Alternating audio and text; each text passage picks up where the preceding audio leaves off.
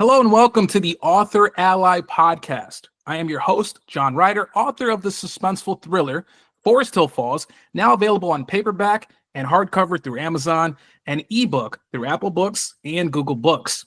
If you haven't already, go out and enjoy the new subreddit, AuthorAlly, for the latest on new books, stories, and incredible authors. If you would like to support the podcast and channel, consider giving a donation to help us keep moving forward by going to paypal.me/authorally or searching for JQ Publishing on Venmo. But enough about me, the channel, or our subreddit. Today, we have guest Stanley Livingstone from Canada, author of Blueprint of Eternity, Book 1, The Architect's Deception. And I'm excited to know more about their book. So let's get started. How are you doing today, Stanley? Good, man. How are you doing, man? I'm doing excellent. I appreciate you being here. Your story caught our attention, and I wanted to dive in. And before we even touch on the book, tell me about you as an author. How did you get into writing? What does that look like for you? So what really got me into writing was, so originally I'm actually an athlete. So I was actually a runner for my track team. And one day at practice, just mechanically stepped out of place. It tore my Achilles, which was pretty bad. And, it sidelined me for the 2 whole years. And just within those 2 whole years, I dealt with a lot of stuff and just mentally and physically that I was just contemplating whether or not I wanted to continue in my journey as an athlete. But I've always had a strong passion to just want to write. Writing has always been something I wanted to do ever since a child. Like I've watched a lot of cartoons, I've seen these authors write these books and turn them and create them into like animated series, and I always wanted to do that. So I thought, if I maybe I could find a purpose in something outside of just running, and now we're here, and I'm starting to write now. And in those 2 years, it was just a journey between just the themes I reflected in the book were freedom, sacrifice, and fate. Like feeling like when you're injured, you don't have nothing to do. You feel like you don't have the same control or freedom that you used to have over your life. And now I'm here wanting to pursue a different profession and passion in this rather than continue on with my athletic journey. And it's like I had to sacrifice something I was putting my heart and time into before to start something new.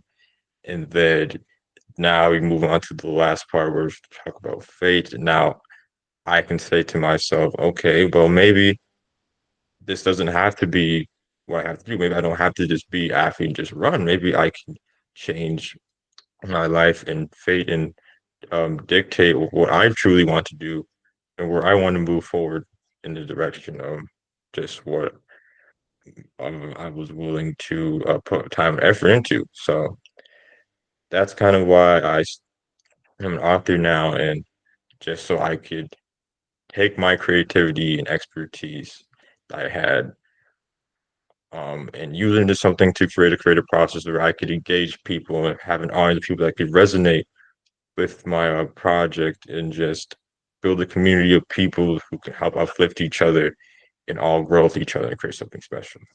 That's amazing, man. Yeah. So, wow. First off, that had to have been tough. I know that's every athlete's worst nightmare is to sustain some kind of an injury that derails their career, or even not even derails it, even completely halts their career.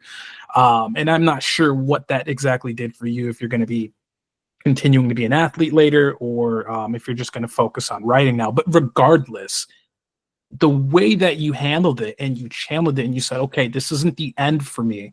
I'm going to focus my energy on what I truly want to do. First off, that involved self-reflection, figuring out what exactly you wanted, and then manifesting that and bringing that into light. That is so hard to do. And it takes people, I think, years, decades sometimes before they can really channel that internal energy and bring out something great from that low point that they were at. So I just want to give kudos to you for being able to discover your passion and not only discover it, but bring it to light. That's super resilient of you. So yeah, kudos to you on that. That's amazing. Now I know you touched a little bit on your book, right? You talked about sort of certain elements. I don't want to give it all away, but let's talk about it. You wrote a great book here. I see that it was recently published March 3rd, 2025. That's amazing. Tell me about it. It is called The Blueprint of Eternity, Book One, The Architect's Deception. Give me a brief synopsis of what it's like, or what it's about, rather. So this world that I envisioned and created into a story is this world is basically controlled by this ancient blueprint that was designed to basically it entrap everything within its wake. Like, if the blueprint is created to obviously design something and create something, and this one does that, except this one was designed to basically dictate everything, including the inhabitants, the architecture, the land, of everything within it. And then, as we Mm. see with our main character, the young architect, Alira, she has been mastering these designs for her whole life, as she has been curious with its truths and its secrets. And as you see, as time moves forward and you progress through just wanting to know the unknown, the oppositions obviously come into light and they want to prevent this thing from being discovered. Oh yeah. So Oh now yeah. Alara just has to link to herself now. I'm starting to unravel something that I've been questioning my whole life. And I've been questioning whether my life is actually mine or whether I have a control over it. And now these people and these forces are trying to protect this thing. So the questions that are unknown um, are basically coming into light, making it aware that maybe there's something that was hidden Hmm. in the site. So now then she is obviously joined by her companion, her friend, Aiden, and he is basically willing to be with her on her journey. He's loyal to her. They've been friends for a long time, but he himself is not willing to just go that one step ahead to um challenge something that is just dictates everything and that controls Yeah. fate. The status quo. He just feels like um well, if this thing is already decided what's supposed to be, how can we change that? Where do we Right. go? So on their journey now, leading them to everything else, they encounter this figure, this shadowy guy, the enigmatic architect, who he's neither nor villain or hero, but the ruler of this blueprint. It's foreseer and everything. Progressing Wow. through these lands, untamed wilderness, Lyra, she has to make a decision of just where now she goes upon discovering all of this. That's where it comes into This play is. with these, yeah. I'm sorry. Go ahead. Oh, this is where it comes into play with these themes now with sacrifice and freedom and fate. So this blueprint again controls the lives of people living in it. So it can also erase the people that are living in it. And so now she must also say to herself, do I want to sacrifice my own life and existence to basically free my world from this thing that's dictated everything for over a long period of time, Oh, or do myself fall victim? wow. So that's sort of like a selfless act there doing that. You know, you're explaining this book, and I want to point out, it's listed as a sci-fi fantasy book, right? And I one of some of my favorite sci-fi fantasy books or even movies I noticed there's like hints of realism in there where it can sort of be tied to real life. And I'm getting that kind of vibe from this book. Would you agree? It's kind of like that in a way, like you can apply some of the elements to real life. Yeah, yeah, you can. Like everything like that goes in this book is very like realistic, not just in Yeah. the experiences, but just what they just go through and everything. So yeah, you can Yeah. definitely apply a lot of these stuff to real life. So then I'm curious, with a book like this, where do you draw inspiration from? Um, so there's a lot of inspirations for this book, and a lot of them I was just when I was really being inspired by these different authors and people, I was just thinking like, how has this idea not really like no one really thought about this idea because it just correlates so well. Like architects literally like they have blueprints Mhm. to design architecture and stuff. So then I was like because I watch I play a lot of these and watch a lot of these like home like building like environment things with these people that they build stuff. And I used to watch that and I used to see that and be like, okay, like they have the blueprint and they're creating stuff. So Yeah. then I was like, okay, that's cool. I like that. It's a process and just looks and it just feels like they're putting time and effort into just designing those blueprints and the blueprints look like very just intricate and just how they're just like everything's on it. So I just found that cool. And Mhm. then I watched a lot of like anime, particularly Yu-Gi-Oh! And like one of the main like themes is like the ancientness of just like, they have the millennium items and stuff like that. So I was watching that and I was thinking about the ancient aspects to it and stuff. And so then I was like, okay, so what if I can tie this architects with this a blueprint, but have this blueprint be like something that was ancient and was designed like centuries long ago. That's kind of how the inspiration kind of just came together. And then you also had these other different books and these authors like Hunger Games, like Suzanne Collins, Oh yeah. Amulet, and stuff like that sort too. That played a role too. So yeah, it was really just compelling and just really I still don't have any idea how I really came up with the idea of this book to this day, and I'm still very surprised and shocked that I was able to really formulate this book into That's how the best ideas are sort of formulated, I would say. They kind of just come to you. You're inspired by a lot of different things. And they sort of just come to you and you think, how has no one thought of this? I think when you're asking that question, you're on to something good. that's true. So that's amazing. So then, okay, you have this book. It's got a lot of it's a sci-fi fantasy, but it's got a lot of elements of reality. Um, what would you say is the central message that you're trying to convey? I think I know what it is. I think you might have glossed over it a little earlier, but like officially, what would you say? What would be the message of the book? The central message of this book is really just challenging have these people when they read this book, it's really going to make them challenge the idea if what you feel is unchangeable or feel like is restricted and set, can you find a way to change that or dictate that? Maybe there's something that you maybe not even know that could probably change its path or its course.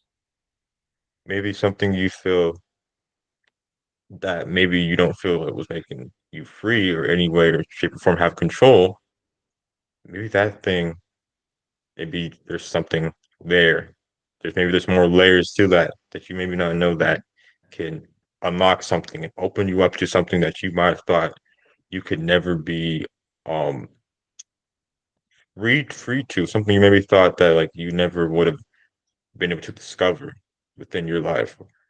That's in a sense not necessarily just like um thinking that like you're not able to do something, but like maybe you feel like you can't play a sport, but Hmm. maybe let's say you go in that route and you try it. Now, something that you felt might have been restricted from your own beliefs and Yeah, limitations is now open because you tried it now and you see progression. So that's kind of what this book entails with the Lyra and her journey throughout this book. As you know, she goes deeper and deeper and further through the story. She starts to find options now to progress further with saving her world and unlocking and opening up to something that she thought she might have never been able to do. I like that. So it's sort of controlling the controllables, right? Controlling what you can control despite the situation and make do with that what you will, right? Yeah, correct. That's I like that. That's a great theme. I think that's a very good message. Especially I relate that to modern times, not to get too far into it because then this would turn into another whole nother podcast. But even in America right now, there's a lot of things going on where you have to tune out of certain things because it wasn't good for my mental health. And I know there's a lot of people like myself. And so, I had to just kind of control what I can control because there's a lot of things going on that I can't fix. I don't have the answers to. There's nothing I can do about it. The only thing I can do is control what I can control and continue to live my life and make the most of it that I can. So I like that theme. I think that's a very powerful theme. And I think that's a theme that's going to resonate with a lot of readers. That being said, so you have this amazing book, is what it sounds like. What was that writing process like? You're writing the book. How did you physically deal with any challenges that you may have dealt with? Did you hit writer's block? What was the editing like, the designing, things of that nature? Oh yeah, the writing process was very unbearable. I mean, like I I credit myself for being able to write this book, but like man, staying up for like 3, 4 a.m. in the morning just to like write this book, get no sleep, I would wake up, my eyes are just like red. So I'd be like, wow, I got it. I need some rest. But yeah, no, this writing process was something very difficult, but then as more and more I kept writing, I kept finding layers to this story where I could, because I had drafts of over like 60,000 words, 70,000 Oh, words, and it was just wow. too long. And like it made the story, like the narrative wasn't engaging in a way I felt was necessary for its purpose. But then the more and more I started to take off certain stuff off the book, it started to all flow together. And that's when I was like, Mhm. okay, let's go down maybe a couple 5,000 words this chapter, go down this much, see how it goes. And every time I kept doing that, it started to just come all together. I did have writer's block, and I was like, I don't know what else to put here.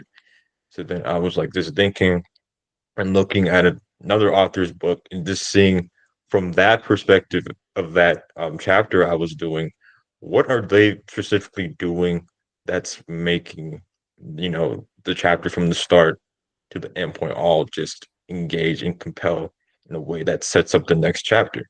And when I was able to look at that, I was like, okay, so this part, they're combining these elements together for this section of the chapter and their story. And then I was able to look at that and be like, oh, my part of the story's like in that same section too, but it's not like that. So I realized, okay, I can maybe use that to kind of reference off of my own and like finish that part. And so when Mhm. I did that, now the writer's block just disappeared, and I was able to just continue on writing and finishing this book. And then once I completed this book and I read through it and everything, I was just like, wow, like what a process. Yeah, right. Did you feel like the monkey came off of your back, so to speak? Like, did you feel like a huge weight lifted off your shoulders once you were finally done with it? Yeah, yeah, yes. I was like, yeah, no, I gotta just relax and sleep as much as I possibly can. Like, man, it was just something I would have never put this much time into anything. Even playing sports, being an athlete, I've Yep. never put the time. I would never think to myself to wake up and go 3 a.m., 4 a.m. at a track, the gym or the track to go run or train. Like, and it's just like surprised me that like I was willing to put in this much time and effort just to make this book be a good book that could set up the preceding books for it. Yeah. Yeah, and that's, that's first off dedication, but sometimes that's what it takes when you're trying to write a book. You're so busy with whatever you have to do in your daily life that the only time you can squeeze in for this is either late at night or right early in the morning, 2, 3 in the morning, and it's not forever. It's just until you finish it. I know for me, my process was one paragraph each night. Didn't sound like much, but eventually I would get to the end, and then that paragraph turned into one page, and then that one page turned into 2 pages. So big props to you for staying with it. And I'm sure it wasn't easy. Through some days were a little harder than others, but at least you got to the end. One question I like to ask all the authors that come on this show, there's no right answer.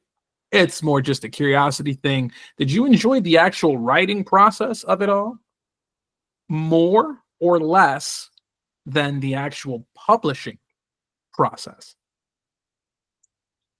Uh, I really like the publishing more than the writing, just because I was able to just design the book cover and stuff and put all the different elements to it. But both were um I'd say the writing process now, looking back on it, like when you go through the writing process, it's very difficult, it's long.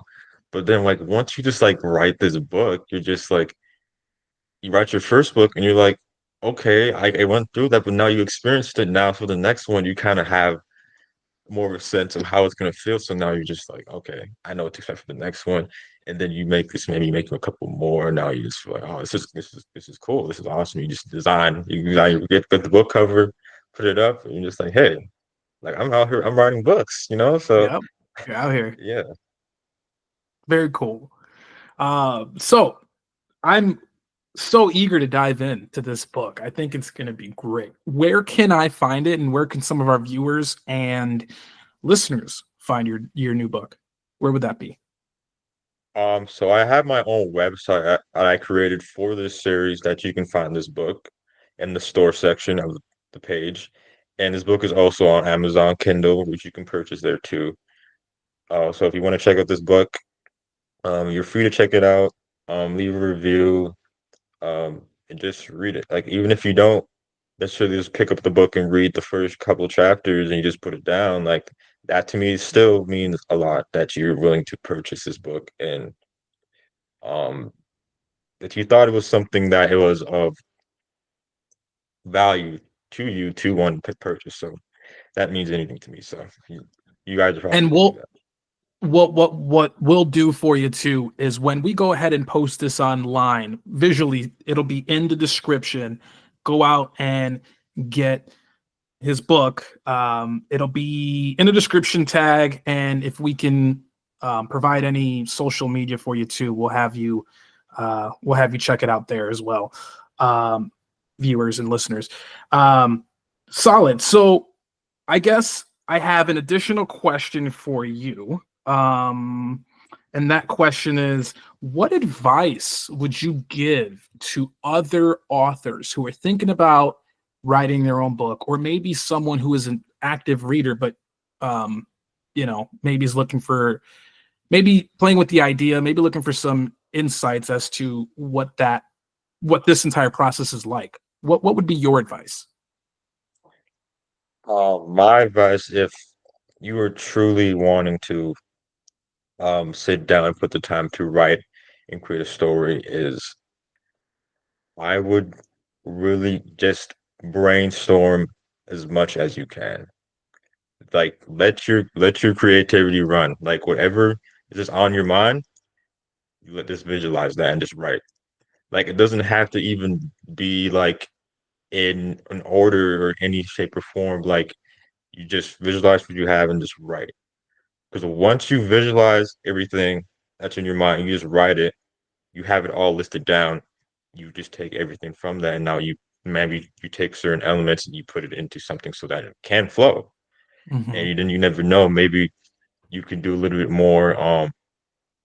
You see workshops, go online, do research, or even just reading a book or reading a story and just can help you write. Like you can just read and see what they're doing, and you just be like, oh, so he started off like this. Okay, maybe I'll start off like that too. Or you could also just be like, I'll just write for fun. Like, it doesn't Yeah, have to be like anything too complex. Like sure. you just write. So what's on your mind? Just write it. Like I like that. that's really That's yeah. no, that's great advice. Just getting your ideas down on paper, worry about the editing later, right? Get your ideas down, and then you can always go back and touch it up. That's great. So great advice. Any last words for you, Stanley? I'm curious. Anything on your mind? Yes, I had a question for you actually that I've been wanting to ask you. And that's just how were you able to build this community and get all these people to want to engage within what it is you're trying to build, what it is that you're trying to do with just everything that you've been doing with this community? That's a great question. First off, nobody ever asks me questions, so I appreciate you being the first on this show to ask me a question. Thank you. How did I build this community and get people involved? Well, for some background, this all started during a TikTok ban. Uh, I used to do music. It's not that I don't anymore. It's just that kind of went on the back burner. I wanted to write my own book, and then I wrote my own book, and then I needed to figure out how to publish it, and I published my own book. And then I was promoting it on TikTok, and then there was a TikTok ban in America that went into effect sometime late January. At that point, I was told TikTok will no longer exist. So I deleted the app and I realized that was the biggest platform I was using to promote my book. So I thought, what other platforms could I go to? Uh, Not very fond of Facebook these days. So I decided, you know what? Let me check out this Reddit thing. I've always heard about it, don't know how to use it, don't know anything about it. Let me get on there. Went on Reddit, and then I saw a lot of book communities. So I said, okay, great. Here you go. Here's my book. Check it out. But then I kept getting banned from communities for self promoting my content, which I thought was ridiculous. I won't mention the subreddits, but a lot of these subreddits were, I would say, book based to some effect or writing based to some effect. So for the life of me, I couldn't figure out why self-promoting was banned. I can understand spamming, don't spam, but like, hey guys, check out my book in case you're interested. I didn't see an issue with that. So I decided to make my own community. And I wanted to attract, originally it started as a place to post my own book, to be honest with you. But then I started to notice other people were joining the community. People were liking my posts, and I thought, I'm not some self-centered kind of person. I actually want to help other people, right? So it starts with love, I think. I showed love to other people and saying, hey, I'm interested in your work. I know what it takes I know what it takes firsthand to write a book, publish it, and then physically try to market it. So I took interest in other people's work. And I didn't know this at the time, but the more and more I did that, more and more people joined. I would share the link off platform as well. I know I was on Instagram threads, and I saw a lot of book people there, and I'm like, hey, if you want to join this community, it looks like you're posting about your books, join us. And then more and more and more and more and more people, to this day, more people are starting to join the community. Now, the AuthorAlly community is still very new. I consider it only 2 months old, really. Not even really 2 full months. It's really like a month and a half old. And so we're still growing. But you know, just constantly posting on there and showing love goes a long way. And I hope that we take this as high as it can go. I'd love for one of our authors to do amazing things, get featured on the New York Times bestseller. maybe get a movie adaptation of their book. I mean, the sky's really the limit. And I've realized as long as we all sort of support each other, anything is possible. Anything is possible. Much like your book, your theme, man. Control the controllables. Hey, we take care of what's in front of us, and the rest will take care of itself. So that's kind of how it all started. That's that's good, man. I love it. Awesome. Yeah, no, likewise. Well, hey, I hope that when you write the sequel to this book, you stop back on this show to join us again and talk about that. That would be a real pleasure. Oh, most definitely. That would be a real pleasure. I can't wait. Awesome. Well, hey, Stanley Livingstone, author of Blueprint of Eternity, Book 1, The Architect's Deception. Go out and get it now. Stanley, it's been a pleasure. We look forward to speaking with you again soon, okay? Yeah, man. Thanks for this opportunity, man. Like, I can't tell you how much I am grateful for this, and be able to come on here and just talk to you. Yeah, man. Of course. Likewise. We appreciate you and we wish you good things moving forward. We'll talk soon.